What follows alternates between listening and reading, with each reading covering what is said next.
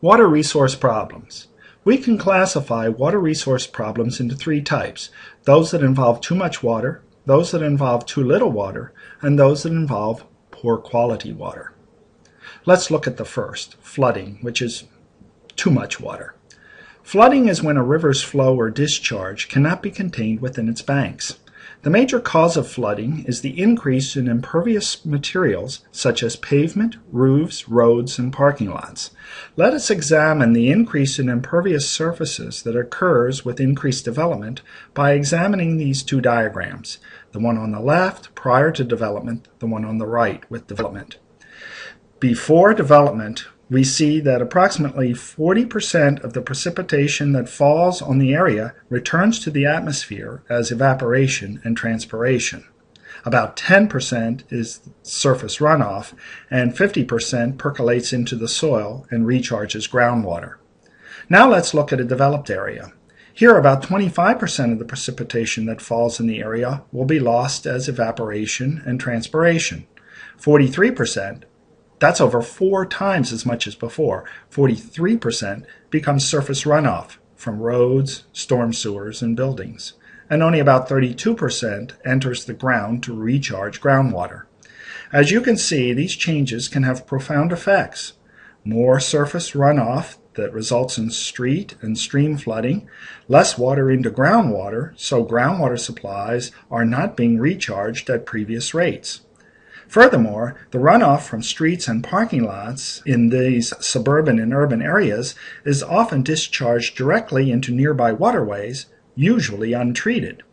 This influx of water during a storm often results in storm surges and localized flooding. Now let's consider too little water.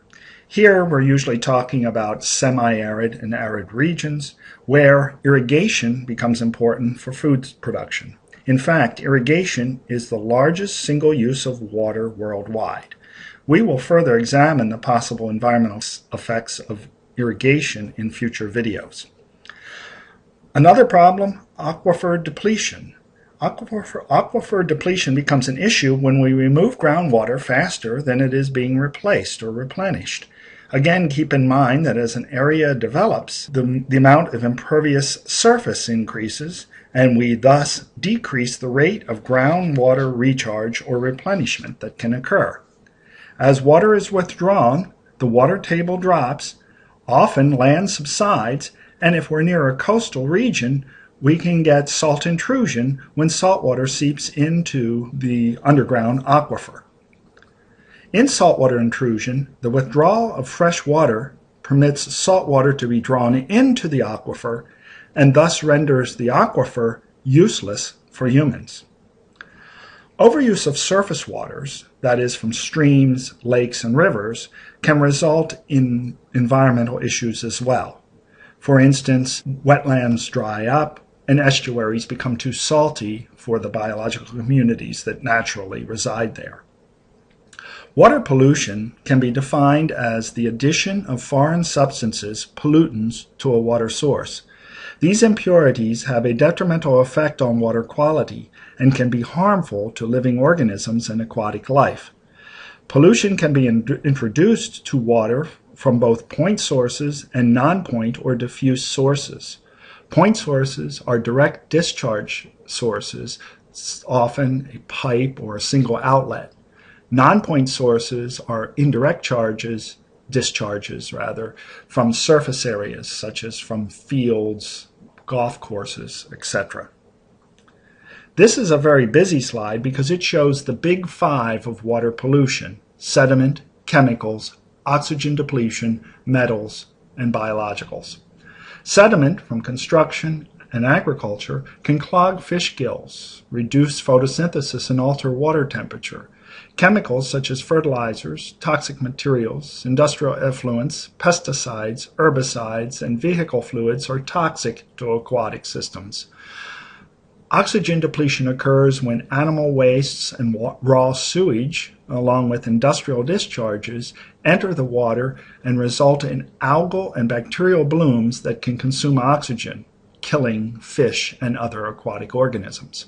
Metals from manufacturing, industry, and electrical generation, such as lead, mercury, and arsenic, can enter the water and be toxic to aquatic plants and animals.